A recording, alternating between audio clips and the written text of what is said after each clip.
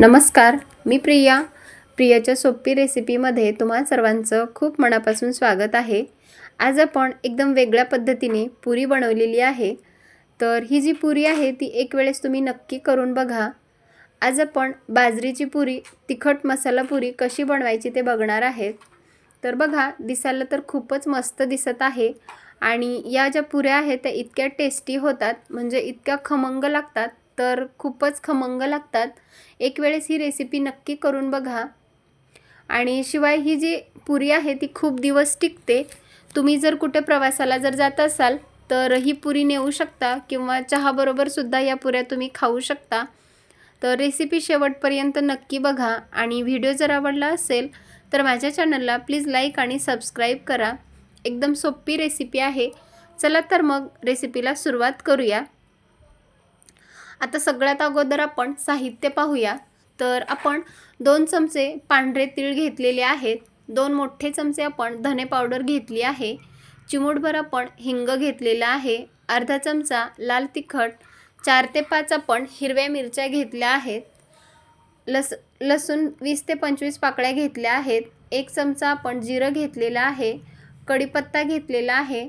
चवीनुसार मीठ आणि चिमूटभर आपण हळद घेतली आहे. सोबतच आपण वाळवून ठेवलेली कोथिंबीर घेतली आहे. तर आता यामधील आपण जे हिरवी मिरची, लसूण आणि जिरे याचं एक वाटण करून घेणार आहेत. तर आता मी एक मिक्सरचं भांडं घेतलं आहे.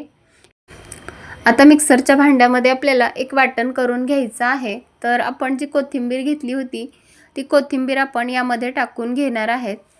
20 ते 25 आपण लसणाच्या पाकळ्या घेतल्या होत्या त्या यामध्येच टाकून घेणार आहेत. आणि आपण इथे 4च हिरव्या मिरच्या घेतल्या आहेत. तर तिखट जे आहे ते तुम्ही तुमच्या आवडीनुसार कमी जास्त करू शकता. कढीपत्ता घेतलेला आहे. तर कढीपत्ता मी वाळवून घेतला आहे. जर तुमच्याकडे ओला कढीपत्ता असेल तर तो सुद्धा तुम्ही त्यामध्ये टाकू शकता. 1 चमचा आपण जिरं वापरलेलं आहे.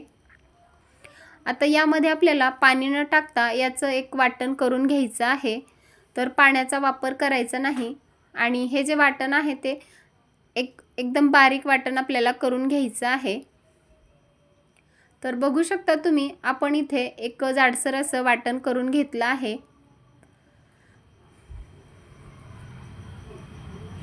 आता आपण या वाटीच्या मापाने बाजरीचं पीठ घेतलं आहे. तर बाजरीचं जे पीठ आहे ते तुम्ही कोणत्याही घरातील वाटीच्या मापाने घेऊ शकता. आणि एक खास टिप्स आहे, जे बाजरीचं पीठ असतं ते आपण जास्त दिवसाचं वापरणार नाहीत. म्हणजे जर तुम्ही खूप दिवसाचं जर घरामध्ये पीठ असेल तर वापरत असाल तर त्याची पुरी एवढी व्यवस्थित होणार नाही. म्हणजे त्या पिठामध्ये रया गेल्यासारखं होतं आणि व्यवस्थित आपल्या पुऱ्या होणार नाहीत. म्हणून आपल्याला चांगलं पीठ वापरायचं आहे. आपण इथं ज्या वाटीने 1 वाटी बाजरीचं पीठ घेतलं होतं त्या वाटीने आपण पाव वाटीपेक्षा सुद्धा कमी बेसन पीठ वापरलेलं आहे. बेसन पिठामुळे पुरी जी आहे ते अगदी खुसखुशीतपणा येतो, म्हणून आपण पाव वाटी बेसन पीठ वापरलेलं आहे. आता ज्या वाटीने आपण पीठ घेतलं होतं त्याच वाटीने आपण पाव वाटी गव्हाचं पीठ घेतलं आहे. तर गव्हाचं पीठ टाकल्यामुळे पुरीला छान अशी बाइंडिंग येते. म्हणजे गव्हाच्या पिठामध्ये चिकटपणा असतो, म्हणून आपण इथे पाव वाटी गव्हाचं पीठ घेतलं आहे. आणि आता हे जे सुके मसाले घेतले होते ते सुके मसाले आपण यामध्ये टाकून घेणार आहेत. हळद, चवीनुसार मीठ, पांढरे तीळ, धने पावडर, हिंग आणि थोडंसं लाल तिखट टाकलेलं आहे. तर तिखट जे आहे ते तुम्ही तुमच्या आवडीनुसार कमी जास्त करू शकता, कारण आपण इथे हिरवी मिरचीचं सुद्धा वाटण यामध्ये वापरणार आहेत. तर लाल तिखट जे आहे ते तुम्ही स्किपसुद्धा करू शकता किंवा तुम्हाला थोडंसं तिखट आवडत असेल तर दोन्ही तिखट यामध्ये ॲड करू शकता. नंतर आपण इकडे जी कोथिंबीर होती ती बारीक चिरून घेतली आहे. तर कोथिंबीर आपण या पिठामध्ये टाकून घेणार आहेत. तर इथं जे पिठाचं प्रमाण घेतलं आहे ते अगदी योग्य आहे. या प्रमाणानुसारच तुम्ही पुरी बनवायची आहे. आता यामध्ये आपण 1 चमचाभर तेल टाकून घेणार आहेत. तर तेल जे आहे ते आपण गरम केलेलं नाही.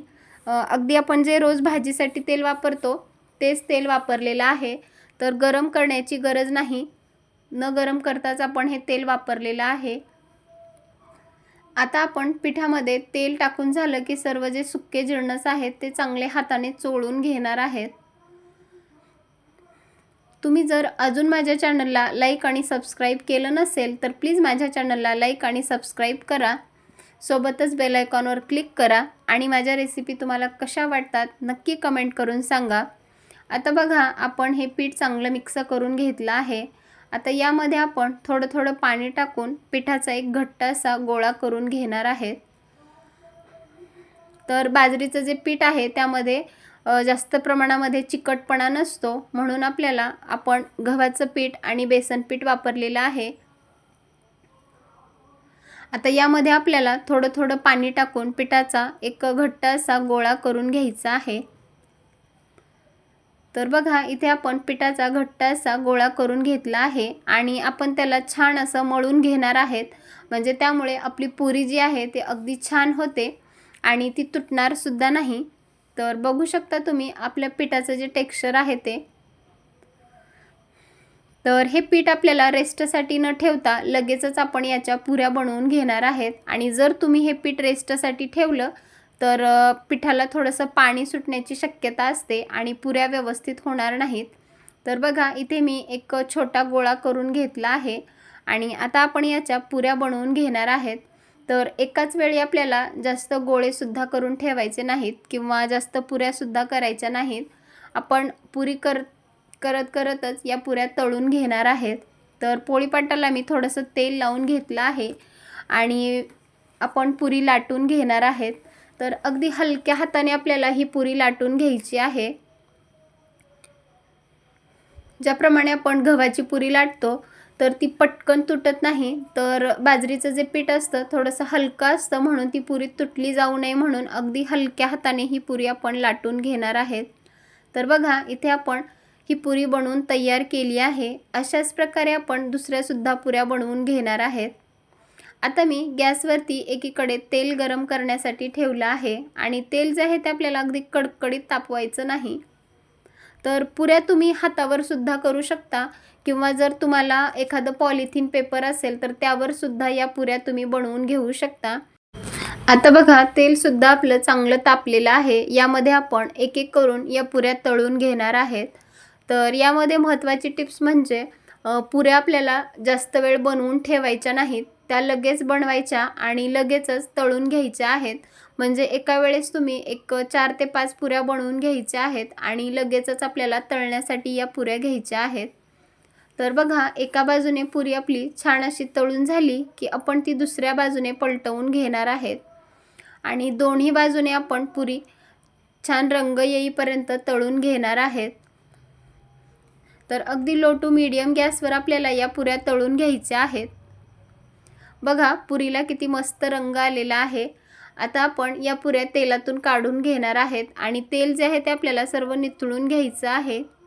तर इथे आपण 2 पुऱ्या तळून घेतलेल्या आहेत। अशा प्रकारे आपण सर्व पुऱ्या तळून घेणार आहेत आणि एका पेपरवरती ठेवणार आहेत। तर बघू शकता तुम्ही आपण इथे सर्व पुऱ्या तळून घेतलेल्या आहेत।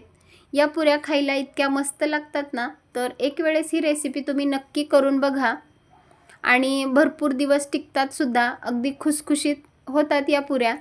तुम्ही जर प्रवासाला जात असाल तर या पुऱ्या तुम्ही नेऊ शकता किंवा मधल्या वेळेत जर काही चटपटीत खाण्याची इच्छा झाली असेल तर या पुऱ्या तुम्ही खाऊ शकता। सॉस बरोबर किंवा चहा बरोबर सुद्धा या पुऱ्या खायला खूपच मस्त लागतात। रेसिपी कशी वाटली नक्की कमेंट करून सांगा आणि व्हिडिओ जर आवडला असेल तर जास्तीत जास्त लोकांपर्यंत शेअर करा। पुन्हा भेटूयात अशाच एका खमंग रेसिपीसोबत, तोपर्यंत धन्यवाद।